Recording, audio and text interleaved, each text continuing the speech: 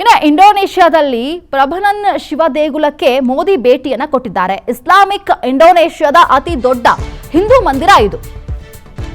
ಮೋದಿ ಅವರು ಯಾವುದೇ ದೇಶಗಳಿಗೂ ಹೋದ್ರೂ ಕೂಡ ನಮ್ಮ ಹಿಂದೂ ಧರ್ಮಕ್ಕೆ ಸಂಬಂಧಪಟ್ಟಂತಹ ದೇವಾಲಯಗಳಿಗೆ ಭೇಟಿ ಕೊಡೋದನ್ನ ನಾವು ಗಮನಿಸ್ತಾ ಬಂದಿದ್ದೀವಿ ಇಷ್ಟು ವರ್ಷಗಳಲ್ಲಿ. ಇದು ಬ್ರಹ್ಮ, ವಿಷ್ಣು, ಮಹೇಶ್ವರ ತ್ರಿಮೂರ್ತಿಗಳಿಗೆ ಸಮರ್ಪಿತವಾದಂತಹ ದೇವಾಲಯ ಅಂತ ಹೇಳಲಾಗ್ತಾ ಇದೆ. ಇಂಡೋನೇಷ್ಯಾದ ಜಾವಾ ದ್ವೀಪದಲ್ಲಿರುವಂತಹ ಪ್ರಂಬನನ್ ದೇಗುಲ ಇದು ದೃಶ್ಯದಲ್ಲಿ ಗಮನಿಸ್ತಾ ಇದ್ದೀವಿ. ಮೋದಿ ಅವರು ಇಂಡೋನೇಷ್ಯಾದಲ್ಲಿ ಭೇಟಿ ಕೊಟ್ಟಂತಹ ಸಂದರ್ಭದಲ್ಲಿ ನಮ್ಮ ಹಿಂದೂ ದೇವಾಲಯಕ್ಕೆ ಭೇಟಿಯನ್ನ ಕೊಟ್ಟಿದ್ದಾರೆ. ಇಂಡೋನೇಷ್ಯಾದ ಅತಿ ದೊಡ್ಡ, ಆಗ್ನೇಯ ಏಷ್ಯಾದ ಎರಡನೇ ಅತಿ ದೊಡ್ಡ ದೇಗುಲ ಅಂತ ಕರೆಯಲಾಗುತ್ತೆ ಈ ದೇಗುಲವನ್ನ. ಪ್ರಭನನ್ ಜೀರ್ಣೋದ್ಧಾರಕ್ಕೆ ಈಗ ಸಹಕಾರವನ್ನ ಭಾರತ ನೀಡುತ್ತೆ.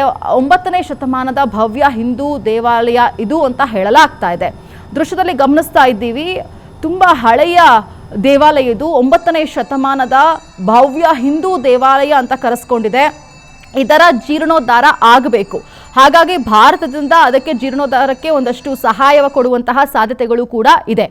ಮೋದಿ ಅವರು ಯಾವುದೇ ದೇಶಗಳಿಗೆ ಭೇಟಿ ಕೊಟ್ಟರೂ ಕೂಡ, ನಾವು US ಹೋಗ್ಬೋದು ಅಥವಾ ಬೇರೆ ಬೇರೆ ದೇಶಗಳಿಗೆ ಹೋದಂತಹ ಸಂದರ್ಭದಲ್ಲಿ ನಮ್ಮ ಹಿಂದೂ ದೇವಾಲಯಗಳು ಇದ್ದಂತಹ ಸಂದರ್ಭದಲ್ಲಿ ಭೇಟಿ ಕೊಟ್ಟಿರೋದನ್ನು ಸಾಕಷ್ಟು ಎಕ್ಸಾಂಪಲ್ಗಳು ಇದೆ.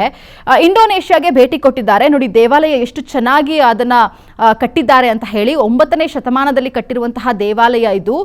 ಇದರ ಜೀರ್ಣೋದ್ಧಾರ ಆಗಬೇಕು ಅನ್ನುವಂತಹ ಒಂದು ಇಚ್ಛೆಯನ್ನ ಈಗ ಮೋದಿ ಅವರು ವ್ಯಕ್ತಗೊಂಡು ಬರ್ತಾ ಇದೆ.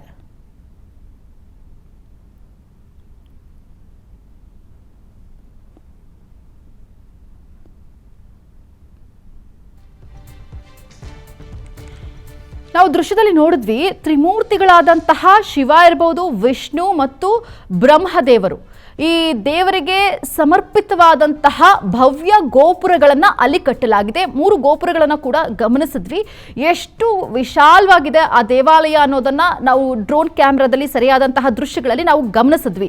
ತುಂಬಾ ಚೆನ್ನಾಗಿದೆ ಆ ದೇವಾಲಯವನ್ನ. ಅದು ಜೀರ್ಣೋದ್ಧಾರ ಆಗಬೇಕು ಅನ್ನುವಂಥದ್ದು. ಸೊ ಈ ದೇಗುಲದ ಎತ್ತರ ಸುಮಾರು 47 ಮೀಟರ್ ಇದೆ. ಇದರ ಸಂಕೀರ್ಣದಲ್ಲಿ ಸುಮಾರು 240 ದೇಗುಲಗಳು ಇದೆ ಅಂತ ಹೇಳಲಾಗ್ತಾ ಇದೆ. ಸಿಮೆಂಟ್ ಬಳಸದೆ ಬರೀ ಕಲ್ಲುಗಳನ್ನ ಜೋಡಿಸಿ ಈ ಒಂದು ದೇವಾಲಯವನ್ನ ನಿರ್ಮಾಣ ಮಾಡಲಾಗಿದೆಯಂತೆ. ನೋಡಿ, 9ನೇ ಶತಮಾನದಲ್ಲಿ ಕಟ್ಟಿರುವಂತಹ ದೇವಾಲಯ. ಅವಾಗ ಸಿಮೆಂಟ್ಗಿಂತ ಈ ಕಲ್ಲು, ಮಣ್ಣು ಇದನ್ನ ಜಾಸ್ತಿ ಬಳಕೆ ಮಾಡಿ ಕಟ್ತಾ ಇದ್ರು. ಅವತ್ತಿನ ಆರ್ಕಿಟೆಕ್ಚರ್ ಎಷ್ಟು ಚೆನ್ನಾಗಿದೆ ಅನ್ನೋದಕ್ಕೆ ಆ ದೇವಾಲಯದ ಒಂದು ದೃಶ್ಯಗಳನ್ನು ನೋಡಿದ್ರೆ ಗೊತ್ತಾಗುತ್ತೆ. ಗೋಡೆಗಳ ಮೇಲೆ ರಾಮಾಯಣ ಇರಬಹುದು, ಮಹಾಭಾರತದ ಮಹಾಕಾವ್ಯದ ಸುಂದರ ಕೆತ್ತನೆ ಕೂಡ ಆಗಿದೆ ಅಂತ ಹೇಳಲಾಗ್ತಾ ಇದೆ. ಶಿವ, ವಿಷ್ಣು, ಬ್ರಹ್ಮದೇವರಿಗೆ ಸಮರ್ಪಿತವಾದಂತಹ ಈ ಗೋಪುರಗಳು.